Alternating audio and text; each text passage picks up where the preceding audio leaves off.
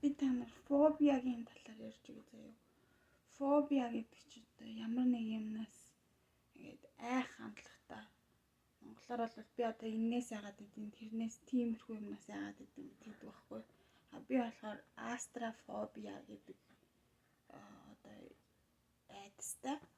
Тэр айдас нь болохоор нөгөө ингээд жоохон байхад ингээд хүүхдийн баяраар хүмүүс нөгөө шаар үлээдэн штэ. Тэгээ ингээд яг үлээж явах явцсанд ингээд амар айдаг байсан. Хаагарчих үедээ гээд шаар хагарахаас амар айдаг. Тэгээ дээрэс нь нөгөө ингээ хөдөө замд ингээ хуурай ийм нөгөө засмалгүй нөгөө шорон замаар ингээ явж байхад ингээ хоёр талаас ингээ амар өндөр өвснээ дундаас царцаа ингээл гс гэл царс гэл гарч ирдэг. Тэр царцаанаас амар айдаг байсан.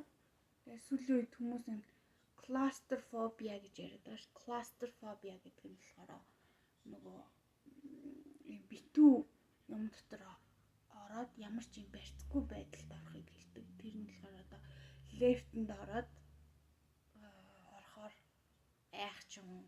Эсвэл бол онгоцонд орохоос айдаг.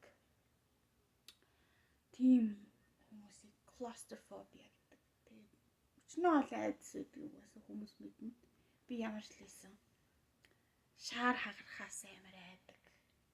Тэгээд царцаанаас амар